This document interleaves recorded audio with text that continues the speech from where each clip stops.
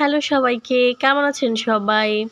আজকে তো একাদশী, আজকে অম্লকি একাদশী। তো কে একাদশী করেছেন বলুন তো? তো আমি তো আজকে সকাল সকাল রান্না করতে চলে এসেছি। সবজি করব, এর জন্য কাটাকাটি করে নিচ্ছি সবজিগুলো। কাটাকাটি হয়ে গেলেই রান্না করতে চলে যাব।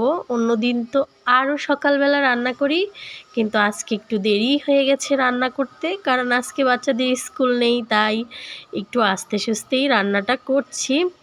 তো এই তো প্রথমে আমি বাদাম ভেজে নিচ্ছি। একাদশীর দিন আবার আমাদের বাদাম ভাজা ছাড়া একেবারেই চলে না। বাদাম ভাজা ছাড়া তো কেউ সবজিই খেতে পারে না।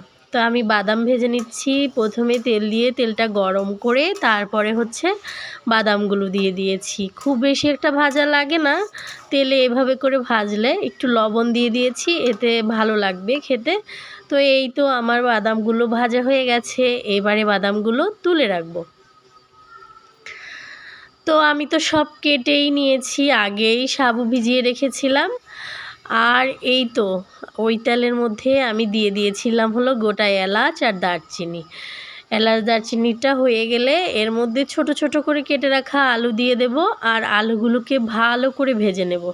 একটু লবণ দিয়ে দিয়েছি, এতে করে আলুটা ভালো করে ভাজা হয়ে যাবে। আর আলুটাকে কিন্তু আমি একেবারে পুরোপুরি ভাজা করে নেব।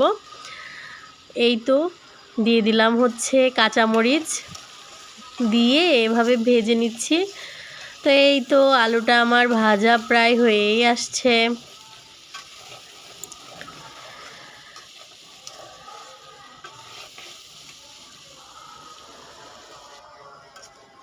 এই তো আলুটা আমার ভাজা হয়ে গেছে। তো আলুটা এই তো একদম একেবারে ভাজা হয়ে গেছে, দেখুন। এবার আমি দিয়ে দেব আগে থেকে ভিজিয়ে রাখা সাবুগুলোকে ভালো করে ধুয়ে জল ঝরিয়ে দিয়ে দেব এর মধ্যে। আমি করব সাবু ফ্রাই, এর জন্য সাবুগুলো এভাবে দেব। এতে কোনো জল ব্যবহার করব না, এমনি রান্না করে নেব। হালকা আঁচে এভাবে নেড়েচেড়ে রান্নাটা করে নেব, ভাজা ভাজা মতো রান্না করে নেব। তো আমার তো এইদিকে রান্না করছি, আর ওইদিকে আমার ছেলের খিদে লেগে গেছে। ও বলছে তাড়াতাড়ি রান্না করো। একটু লবণ দিয়ে দিয়েছি, আর ভালো হলুদ ছিল না, তাই আজকে আমি রান্নায় হলুদ ব্যবহার করব না।